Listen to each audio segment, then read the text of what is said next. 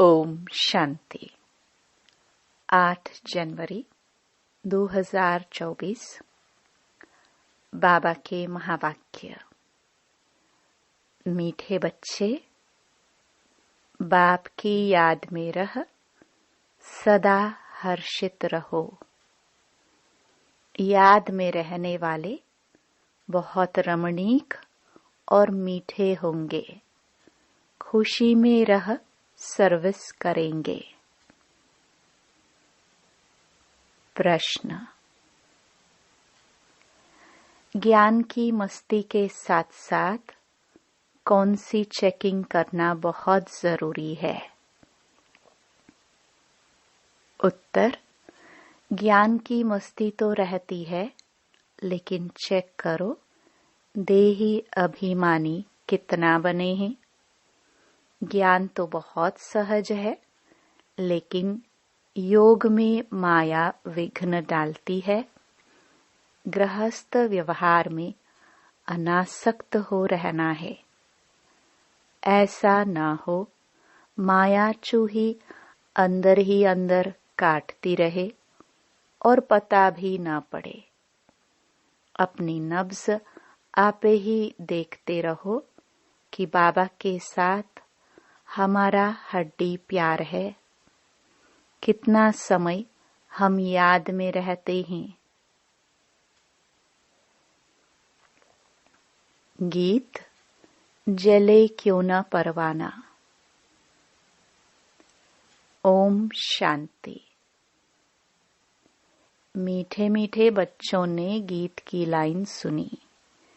जबकि बाप इतना जलवा दिखाते हैं, तुम इतने हसीन बन जाते हो, तो क्यों न ऐसे बाप का बन जाना चाहिए। जो बाप शाम से सुंदर बनाते हैं। बच्चे समझते हैं हम सांवरे से गोरे बनते हैं। एक की बात नहीं है। वो लोग श्री कृष्ण को श्याम सुंदर कह देते हैं। चित्र भी ऐसा बनाते हैं। कोई सुंदर तो कोई श्याम। मनुष्य समझते नहीं कि यह हो कैसे सकता है। सत्युग का प्रिंस श्री कृष्ण सांवरा हो न सके। श्री कृष्ण के लिए तो सब कहते हैं श्री कृष्ण जैसा बच्चा मिले, पति मिले, फिर वह श्याम कैसे हो सकता है। कुछ भी समझते नहीं है। श्री कृष्ण को सांवरा श्याम क्यों बनाया है? कारण चाहिए। यह जो दिखाते हैं सर्प पर डांस किया, ऐसी बात तो हो न सके। शास्त्रों में ऐसी ऐसी बातें सुनकर कह देते हैं। वास्तव में ऐसी कोई बातें हैं नहीं।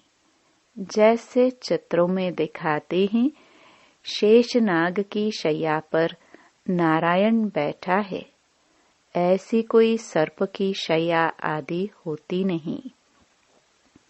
इतने सैकड़ों मुख होते हैं क्या? कैसे कैसे चित्र बैठ बनाए हैं। बाप समझाते हैं इनमें कुछ भी रखा नहीं है। यह सब भक्ति मार्ग के चित्र हैं, परंतु यह भी ड्रामा में नूंद है। शुरू से लेकर इस समय तक जो नाटक शूट हुआ है, उनको फिर रिपीट करना है। यह सिर्फ समझाया जाता है कि भक्ति में क्या क्या करते हैं, कितना खर्च करते हैं, कैसे कैसे चित्र आदि बनाते हैं। आगे जब यह सब देखते थे तो इतना वंडर नहीं खाते थे। अब जब बाप ने समझाया है तो बुद्धि में आता है बरोबर यह सब भक्ति मार्ग की बातें हैं। भक्ति में जो कुछ होता है वह फिर भी जरूर होगा। सिवाय तुम्हारे और कोई भी यह समझ ना सके। यह तो जानते हो ड्रामा में जो पहले से नूंद है वही होता रहता है। अनेक धर्मों का विनाश, एक धर्म की स्थापना होती है। इसमें बड़ा कल्याण है। अभी तुम यह प्रार्थना आदि कुछ नहीं करते हो, वह सब करते हैं भगवान से फल लेने के लिए। फल है जीवन मुक्ति। तो यह सब समझाया जाता है। यहाँ है प्रजा का प्रजा पर राज्य। गीता में है भारतवासी कौरव पांडव क्या करत भय। बरोबर यादवों ने मुसल निकाले, अपने कुल का विनाश किया। यह सब आपस में दुश्मन हैं। तुम न्यूज़ आदि सुनते नहीं हो। जो सुनते हैं वह अच्छी तरह से समझ सकते हैं। दिन प्रतिदिन अंदर खिटपिट बहुत है तो सब क्रिश्चियन, परंतु अंदर खिटपिट बहुत है। घर बैठे ही एक दो को उड़ा देंगे। तुम राजयोग सीख रहे हो तो राजाई करने के लिए पुरानी दुनिया की सफाई जरूर चाहिए। फिर नई दुनिया में सब कुछ नया होगा। 5 तत्व भी वहाँ सतो प्रधान होंगे। समुद्र की ताकत नहीं जो उछलकर नुकसान कर दे। अभी तो 5 तत्व कितना नुकसान करते हैं। वहाँ सारी प्रकृति दासी हो जाएगी। इसलिए दुख की कोई बात नहीं। यह भी बना बनाया ड्रामा का खेल है। स्वर्ग कहाँ जाता है? सत्युग को। क्रिश्चियन लोग भी कहते हैं पहले पहले हेवन था। भारत अविनाशी खंड है। सिर्फ उन्हों को पता नहीं कि हमको लिबरेट करने वाला बाप भारत में आते हैं। शिव जयंती भी मनाते हैं तो भी समझ नहीं सकते हैं। अभी तुम समझाते हो कि भारत में शिव जयंती मनाई जाती है। जरूर शिव बाबा ने भारत में आकर हेवन बनाया है। अब फिर बना रहे हैं। जो प्रजा बनने वाले होंगे उन्हों की बुद्धि में कुछ भी बैठेगा नहीं। जो राजधानी वाले होंगे वह समझेंगे बरोबर हम शिव बाबा के बच्चे हैं। प्रजापिता ब्रह्मा भी है। लिबरेटर ज्ञान का सागर खुद बाबा है। ब्रह्मा को नहीं कहेंगे। ब्रह्मा भी उनसे लिबरेट होता है। लिबरेट सबको एक बाप ही करते हैं, क्योंकि सब तमो प्रधान हैं। ऐसे अंदर में विचार सागर मंथन चलना चाहिए। हम ऐसी मुरली चलाए जो मनुष्य झट समझ जाए। बच्चे नंबरवार तो होते हैं ही। यह है नॉलेज। इनकी रोज स्टडी करनी चाहिए। डर के मारे पढ़ाई न पढ़ना यह तो ठीक नहीं है। फिर कहेंगे कर्म बंधन है। देखो शुरू में कितने छूट कर आए, फिर कई चले भी गए। सिंध में बहुत बच्चियां आई, फिर हंगामे के कारण कितने दुश्मन बन पड़े। पहले उन्हों को ज्ञान बहुत अच्छा लगता था। समझते थे इनको दात भगवान की देन मिली हुई है। अब भी ऐसे समझते हैं कि कोई शक्ति है। यह नहीं समझते कि परमात्मा की प्रवेशता है। आजकल रिद्धि सिद्धि की ताकत तो बहुतों में है। गीता उठाकर सुनाते रहते हैं। बाप कहते हैं यह सब भक्ति मार्ग की पुस्तकें हैं। ज्ञान का सागर तो मैं हूँ। मुझे ही भक्ति मार्ग में सब याद करते हैं। ड्रामा प्लान अनुसार यह भी ड्रामा में नोंद है। साक्षात्कार भी होते हैं। भक्ति मार्ग वालों को भी राजी करते हैं।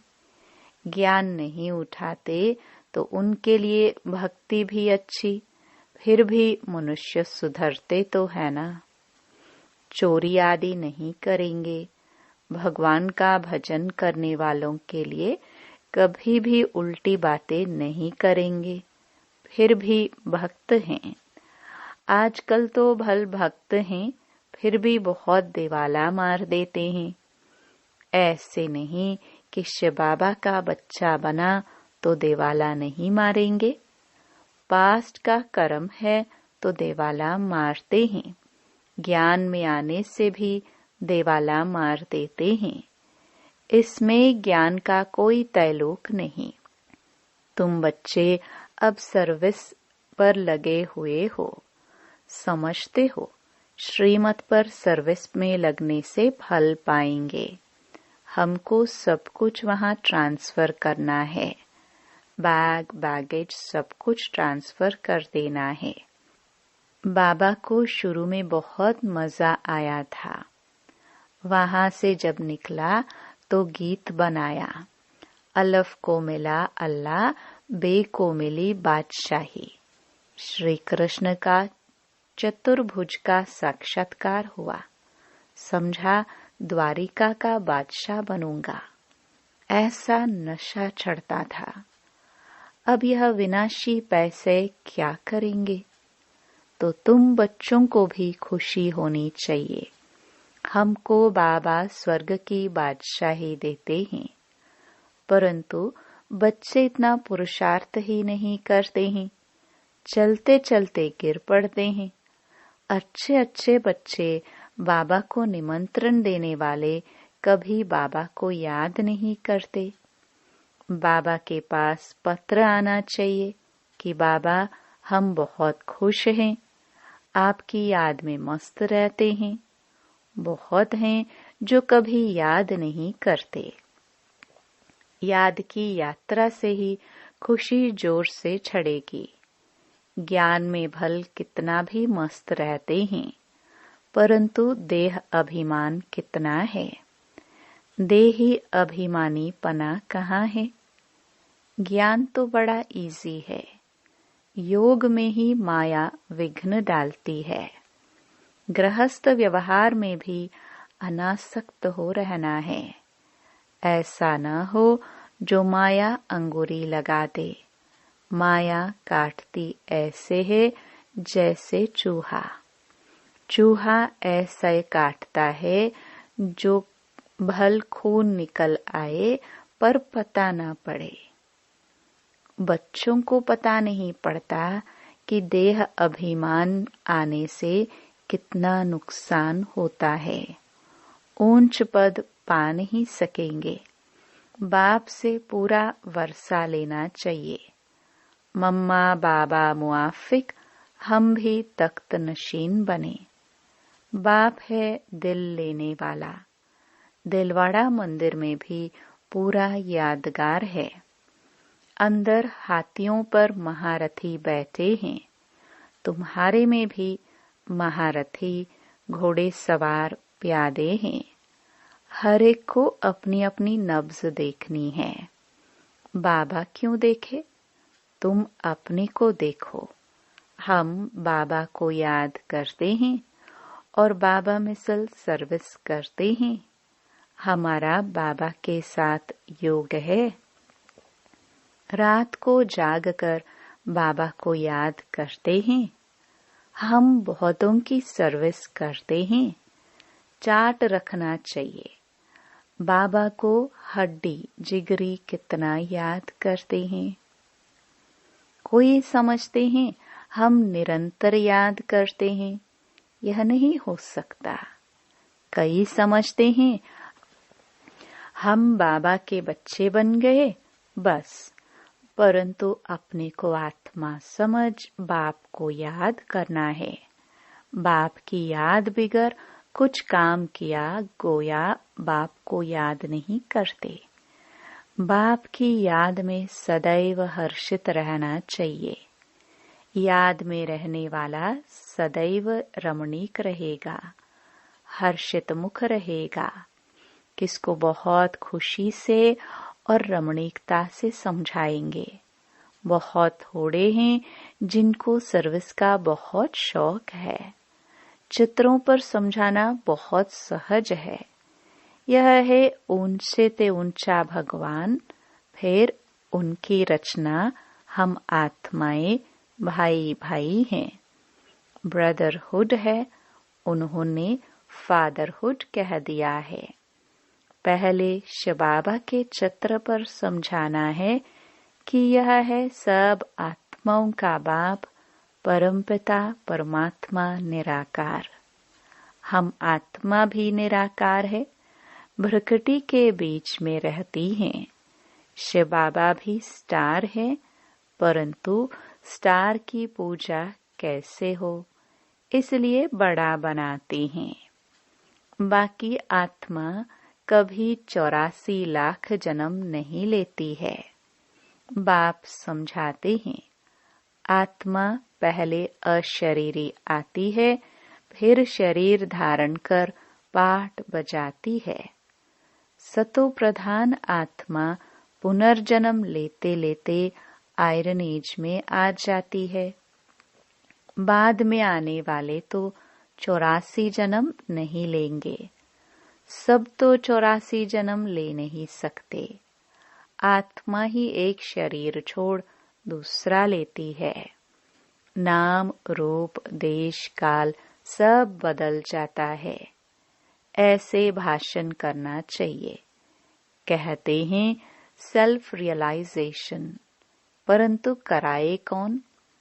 आत्मा सो परमात्मा कहना, यह कोई सेल्फ रियलाइजेशन हुआ क्या? यह नई नॉलेज है।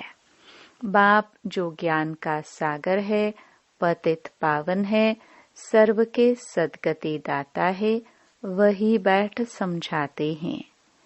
फिर उनकी खूब महिमा करो, उनकी महिमा सुनो। आत्मा का परिचय बताया, अब परमात्मा का भी बताते हैं। उनको कहा जाता है सभी आत्माओं का बाप। वह छोटा बड़ा हो ना सके। परमपिता परमात्मा माना सुप्रीम सोल, सोल माना आत्मा। परमात्मा तो परे ते परे रहने वाला है, वह पुनर्जन्म में नहीं आते हैं, इसलिए उनको परमपिता कहा जाता है। इतनी छोटी आत्मा में पाठ भरा हुआ है। पतित पावन भी उनको ही कहते हैं।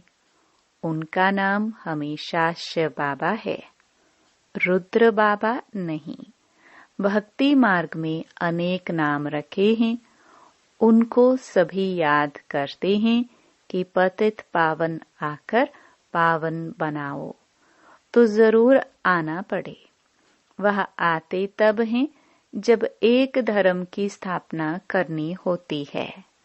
आदि सनातन देवी देवता धर्म।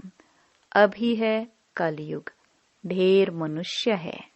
सतयुग में बहुत थोड़े मनुष्य हैं। गाया भी हुआ है, ब्रह्मा द्वारा स्थापना, शंकर द्वारा विनाश। गीता द्वारा ही आदि सनातन धर्म की स्थापना हुई थी। सिर्फ उसमें भी भूलकर श्री कृष्ण का नाम डाल दिया है। बाबा कहते हैं वह तो पुनर्जन्म में आने वाला है, मैं तो पुनर्जन्म रहित हूँ। तो अब जज करो कि परमपिता परमात्मा निराकार शिव या श्री कृष्ण। गीता का भगवान कौन? भगवान तो एक को कहा जाता है। फिर अगर इन बातों को कोई मानता नहीं है तो समझना चाहिए या अपने धर्म का नहीं है। सतयुग में आने वाला झट मानेगा और पुरुषार्थ करने लग पड़ेगा। मूल बात ही ये है, इसमें तुम्हारी विजयी है। परंतु देही अभिमानी अवस्था कहाँ है? एक दो के नाम रूप में फंसते हैं। भक्ति मार्ग में भी कहते थे, परवाह थी पार ब्रह्म में रहने वाले परमात्मा की। बाकी डर किसका? बहुत हिम्मत चाहिए।